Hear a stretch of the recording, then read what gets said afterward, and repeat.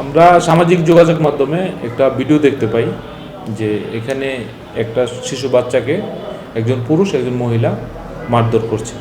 সামাজিক যোগাযোগ মাধ্যমে গত 2 দিন আগে একটি ভিডিও ভাইরাল হয়েছে। সেখানে দেখা গেছে ছোট্ট এক শিশুকে শারমিন একাডেমি নামক একটি শিক্ষা প্রতিষ্ঠানের শিক্ষক এবং সেই প্রতিষ্ঠানের ব্যবস্থাপক মারধর করছে। এরপর ভুক্তভোগীর পরিবার রাজধানীর নয়াপল্টন থানায় মামলা দায়ের করে। মামলা দায়েরের ঠিক পরপর আজ ভোররাতে স্কুলটির ব্যবস্থাপক পবিত্র কুমার বড়ুয়াকে গ্রেফতার করে নয়াপল্টন থানা পুলিশ।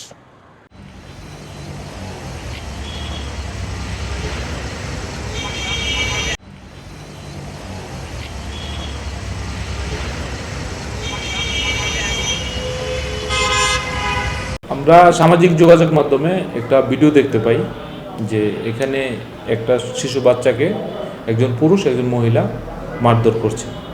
পরবর্তীতে আমরা খোঁজখবর নিয়ে জানতে পারি এই ঘটনাটি আমাদের পল্টন থানা এলাকায় এবং শিক্ষা প্রতিষ্ঠানের নাম শারমিন একাডেমি। সেখানে এই ঘটনার সহিত শারমিন একাডেমির যে মূল প্রিন্সিপাল শারমিন এবং ওনার হাজব্যান্ড পবিত্র কুমার, এই দুজন তাকে মারধর করছিল। পরবর্তীতে এই শিশু বাচ্চার যে গার্ডিয়ান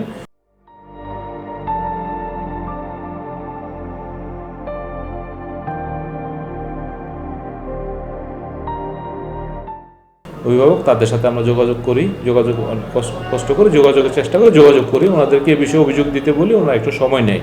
পরবর্তীতে ওনারা গতকালকে আমাদের থানায় এসে এই বিষয়ে একটা অভিযোগ দেয়, তার বাচ্চাকে এই দুজন মারধর করেছে। তার প্রেক্ষিতে আমরা একটা মামলা পল্টন থানায় একটা মামলা দায়ের করি শারমিন এবং পবিত্র কুমার বড়ুয়ার বিরুদ্ধে।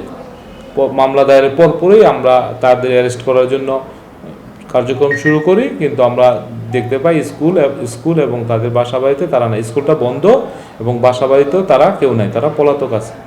তারপরে আমরা তথ্য প্রযুক্তি সহ অন্যান্য সোর্সের মাধ্যমে সিনিয়র স্যার, আমাদের ডিসি স্যার, কমিশনার মহোদয় স্যার এবং অন্যান্য আরও সিনিয়র স্যার সবার সাথে আমরা কথা বলি, যেভাবে হোক তাকে গ্রেপ্তারের আমরা আরও জোর তৎপরতা চালাই। তারই প্রেক্ষিতে আমরা এই ভোরবেলা তাকে মিরপুর 6 নম্বর থেকে এই পবিত্র কুমারকে আমরা গ্রেপ্তার করতে সক্ষম হই।